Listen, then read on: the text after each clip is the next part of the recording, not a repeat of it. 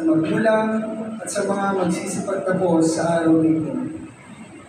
Tulungan mo po na patuloy nilang pagbutiin ang kanilang pag-aaral. Samahan mo po sila sa kanilang paglalakbay. Bigyan mo po sila ng talino sa nagagaling nila sa kanilang pag-aaral at lakas na lumaban sa hamon ng buhay. Galigin ang kanilang kalusugan upang magawa ang kanilang mga nais. Lagi din po namin na patuloy ko pong pagtubayan ang lahat ng bumubuo sa kagawaran ng edukasyon sa dibisyon ng Lungsod ng Taguig at Bayan ng Materos. Sa pangunguna po ng aming Schools Division Superintendent na si Dr. Alejandro G. Valles.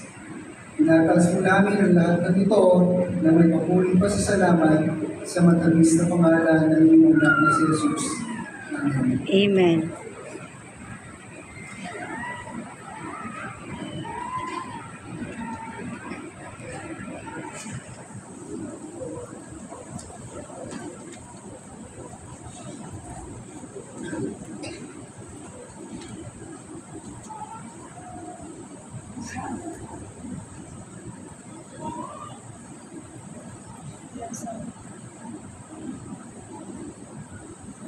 Tingnan cover.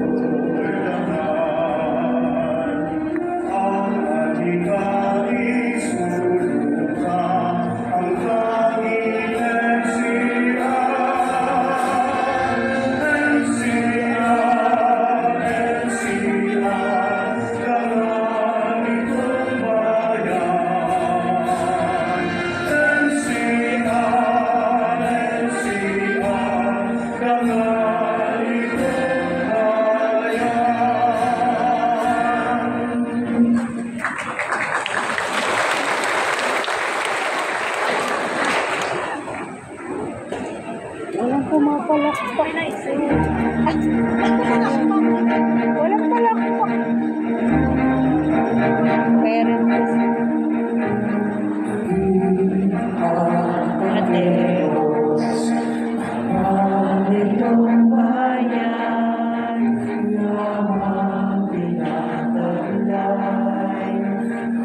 pangalang buhay, kanino ang lakas nitong mamayan, ang tanging layunin,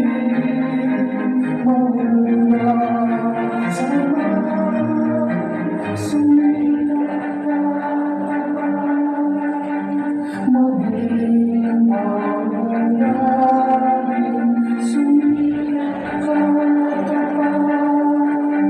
sa ika'y pagpalain, sumikat ka tapat, ang Diyos ay purihin, maging tanilas, nitong bayang ipagpateros, ang itong bayan.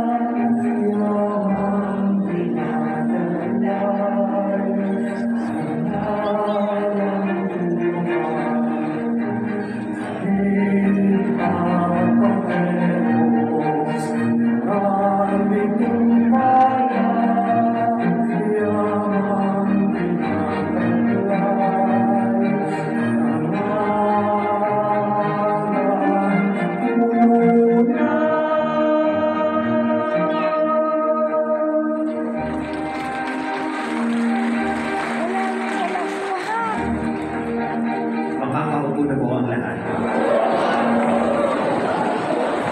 At nais ko din ipagbatid na sa puntong ito ay kapiling po natin ang kagawad mula sa South Sinam, Honorable Kenneth Cañeda.